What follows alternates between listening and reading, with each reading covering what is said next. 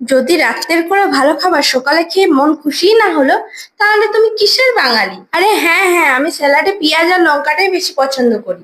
সবার পছন্দ তো সবার কাছেই। আচ্ছা ঠিক আছে, আমি শুধু খাবারের ভিডিও নয়, খাবার তৈরির ভিডিওও দেব।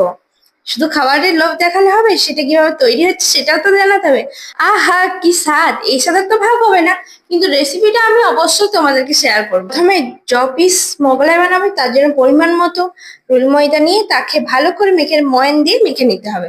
এই দেখো এরকম নরম নরম হলে একটু পরিমাণ মতো তেল চারিপাশে মাখিয়ে রেখে ওই 1 ঘন্টার জন্য ছেড়ে দিতে হবে। যদিও তরকারি দরকার হয় না, তবুও 1 ঘন্টার মধ্যে তরকারি বানিয়ে নেবে। আর এখানে মা মোগলাই রুটি বেলা আরম্ভ করে দিয়েছে। আর এখানে দিয়ে দিল আমাকে ভেজিস গুলো, মানে বিট, গাজর, রসুন, পেঁয়াজ, ডিম আর ব্রেড ক্রাম্বস গুলো দিয়ে ভালো করে মিশিয়ে এটার উপরে দিয়ে দিলা। এইভাবে দেখো তোমরা ভাঁজ করে নেবে যাতে ভালো খুলে না যায়।